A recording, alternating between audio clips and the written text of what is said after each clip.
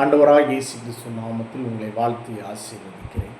இந்த நாளில் நம்முடைய சிந்தனைகளுக்கு ஆதாரமாக நீதிமொழிகள் புஸ்தகம் 10ஆம் அதிகாரம் 22ஆம் வசனம். கர்த்தரின் ஆசீர்வாதமே ஐஸ்வர்யத்தை தரும், அதனோடு அவர் வேதனையை கூட்டார். நம் ஒவ்வொருடைய வாழ்க்கையில் ஆசீர்வாதங்களுக்காக நாம் அதிகமாக ஜெபிப்போம். ஒவ்வொரு காரியத்திற்காக. தரித்திரம் என்று சொல்லி அநேகருக்கு பிடிக்காது. கஷ்டம், பல வேதனைகள் வரும் பொழுது நாம் அதிகமாக வேதனைப்படுவோம். இந்தவரே யான் எனக்கு இந்த வேதனை வந்தது, யான் என்னுடைய வீட்டு காரியத்தை நடத்த முடியவில்லை, பிள்ளைகளுடைய காரியத்தை ஏன் நடத்த முடியவில்லை, ஏன் இப்படிப்பட்ட சோதனைகள் எல்லாம் இந்த வாழ்க்கையில் காணப்பட்டது என்று சொல்லி அநேக காரியத்தில் புலம்பிக் கொண்டிருப்போம். ஆனால் இன்றைக்கு பார்க்கும் பொழுது ஆண்டவருடைய ஆசீர்வாதம் நம்முடைய வாழ்க்கையில் இருக்குமானால் அதில் வேதனையை கூட்டவே மாட்டார், ஒரு பொழுதும் கூட்டவே மாட்டார். என்று கர்த்தரின் ஆசீர்வாதம் ஐஸ்வர்யத்தை தரும், அதனோடு அவர் வேதனையை கூட்டார். சிலருடைய வாழ்க்கையை பாருங்கள், அதிகமான ஆசீர்வாதங்களை நம்ம பார்க்க முடியும். அதிகமான ஆசீர்வாதம். ஒரு வீட்டில் 4 கார் இருக்கும், 2 வீலர் இருக்கும், பெரிய ஒரு வசந்த மாளிகை போல் ஒரு வீடை கட்டியிருப்பாங்க.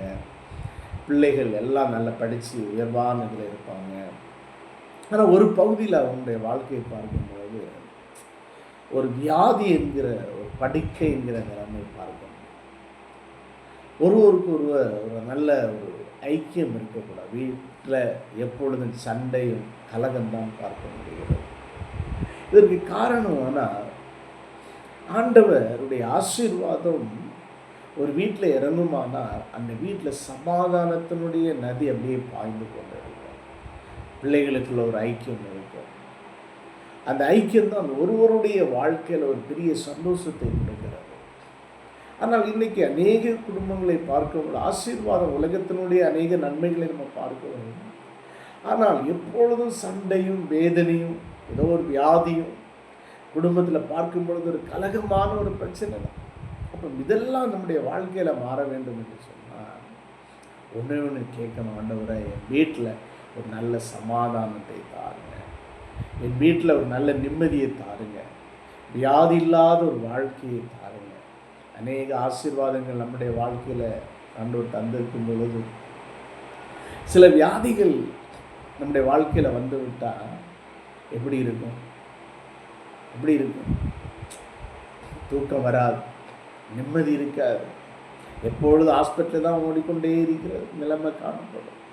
அவன் ஆண்டவர்கிட்ட கேட்குற, ஆண்டவரே நீ வேதனை என்கிற அந்த நிலைமை எங்கள் வீட்டில் வரக்கூடாதப்பா, வியாதி என்கிற ஹாஸ்பிட்டலில் ஏறாதபடிக்கு, பாதம் தொடாதபடிக்கு ஆண்டவரே நம்முடைய சமூகத்தில் உட்கார்ந்து நாங்கள் ஜெபிக்கிறவர்களாக, ஆண்டவர் உடைய நன்மைகளை பெற்று உமக்கு நன்றி சொல்கிறவர்களாக என்னை மாற்றுங்க.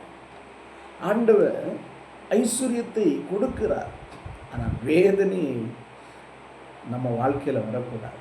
அவருடைய கரம் நம்ம வீட்டில் சிறந்துட்டு நம்ம இருக்கக்கூடாது. வேதனையான கரம், முள் இருக்கக்கூடாது என்று சொன்னால் வேதனையை கூட்டான்னு சொல்லப்பட்டிருக்கிறது. கர்த்தருடைய ஆசீர்வாதம் ஐஸ்வர்யத்தை தான் நம்முடைய வாழ்க்கையில் நம்ம பார்க்க வேண்டிய தவிர வேதனை, நல்ல வேதனை ஏன் வருகிறதுன்னு சொன்னால் ஆண்டவர் கொடுக்குறாரு. ஆனால் கொஞ்சம் ஆண்டவருடைய வார்த்தையை விட்டு கொஞ்சம் விலகி விட்டாலே அந்த வேதனையில் எல்லாம் ஒன்று ஆயிட்டுறாரு. எல்லாம் கிடைக்கிறது, எல்லா நன்மையும் கிடைக்கிறது, எல்லா வருமானங்களும் வந்துகிட்டே இருக்கிறது. ஆனால் ஒரு பக்கத்தில் இரவும் பகலும் கண்ணீர் வடித்து, இரவும் பகல் ஹாஸ்பிட்டலில் ஏறும் பொழுது, கோர்ட்டில் ஏறினா என்ன நிம்மதி? நிம்மதியே இல்லை. அப்பா இடத்துல கேட்க வேண்டிய ஒன்றே ஒன்றப்பா, வேதனை இல்லாத ஒரு ஐஸ்வர்யத்தை எனக்கு வேணுமா, வேதனை இல்லாத ஒரு வாழ்க்கை வேண்டும் ஆண்டவரேன்னு சொல்லி கேட்கும் பொழுது ஆண்டவர் நிச்சயம் தருவார்.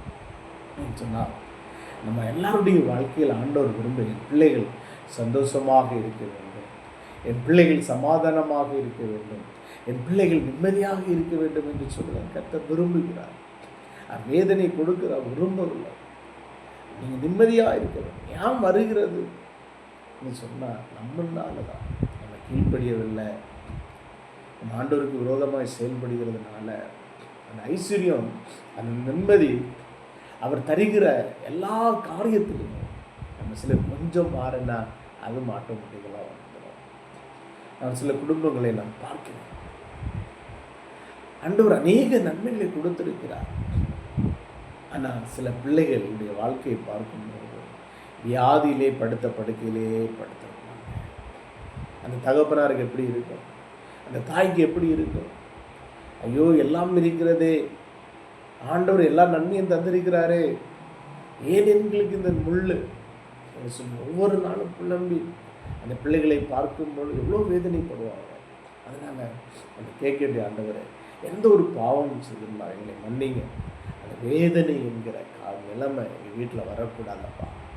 ஆண்டவர் நீர் ஆசீர்வதிங்க, எங்கள் தலைமுறையில் ஆசீர்வதிங்க, எங்கள் பிள்ளைகளை ஆசீர்வதிங்கன்னு சொல்லி கேட்கணும். ஆண்டவர் ஆசீர்வதிப்பார், அநேக வாசல்களை திறந்து தருவார். ஆபிரகாம், ஈசாக், யாக்கோபு பிதாக்களுடைய ஆசீர்வாதம் வாழ்க்கையிலே ஆண்டவர் தருவார். கவலைப்படாதீங்க என்று சொன்னாங்க. இங்கே வேதம் சொல்லுகிற கர்த்தரின் ஆசீர்வாதமே ஐஸ்வர்யத்தை தரும், அதனோட வேதனையை கூட்ட மாட்டார். ஆனால் ஏன் வருதுன்னு சொன்னால், நம்ம கொஞ்சம் கீழ்ப்படியலைன்னு சொன்னால் ஆட்டோமேட்டிக்காக எல்லாமே வந்துடும். அவரிடத்துல தான் எல்லாம் இருக்கிறது. நன்மையும் கொடுப்பார். சில தீமையாக வரும்போது கீழ்ப்படியாத நிலைமை வரும்பொழுது சாபங்கள் எல்லாம் அப்படியே ஒன்றொன்னா நம்ம வாழ்க்கையில கடந்து வருகிறது. ஐஸ்வர்யமாக இருக்க வேண்டும், நிம்மதியாக இருக்க வேண்டும், மகிழ்ச்சியோடு இருக்க வேண்டும் என்று சொன்னார். உடனே ஆண்டவருடைய வார்த்தை கீழ்ப்படிங்க, பயப்படுங்க, அனுதினமும் சுபம் பண்ணுங்க, கர்த்தர் உங்களோடு இருப்பார். ஆசீர்வாதம் வேதனையை கூட்டவே மாட்டார், அவருடைய ஐஸ்வர்யமாக மாற்றார். நான் ஜெபிக்கிறேன், கண்களை மூடுவீங்க. பரலோக பிதாவே, நீ ஸ்துதிக்கிறோம் ஆண்டவரே, அந்த பிள்ளைகளை நம்முடைய கரத்திலே தருகிறோம் ஆண்டவரே. இந்த வார்த்தையின்படி ஆண்டவரை கர்த்தருடைய ஆசீர்வாதம் ஐஸ்வர்யத்தை தரும் என்று சொன்ன வார்த்தையின்படி ஒவ்வொருவர்களையும் ஆசீர்வதிங்க, குடும்பங்களை ஆசீர்வதிங்க. பிள்ளைகளுடைய வாழ்க்கையில் எல்லா சாபங்கள், எல்லா கட்டுகள், பலவானுடைய சக்திகள், அந்த காலத்தினுடைய கிரிகள் எல்லாம் இயேசுவின் நாமத்தினால் எரிந்து வெளியேறி போகட்டும் ஆண்டவரே. அவருடைய தொழில்கள் ஹல்லேலூயா 100க்கு 100 பெருகட்டும் ஆண்டவரே, பெருகட்டும். வானத்தை பூமியை படைத்த கர்த்தரிடத்திலிருந்து நிறைவான ஒரு நன்மைகள் உண்டாகட்டும். இயேசு கிறிஸ்து ஜீவனுள்ள நல்ல தகப்பனே, ஆமென். God bless you. கர்த்தர் உங்களை ஆசீர்வதிப்பார்.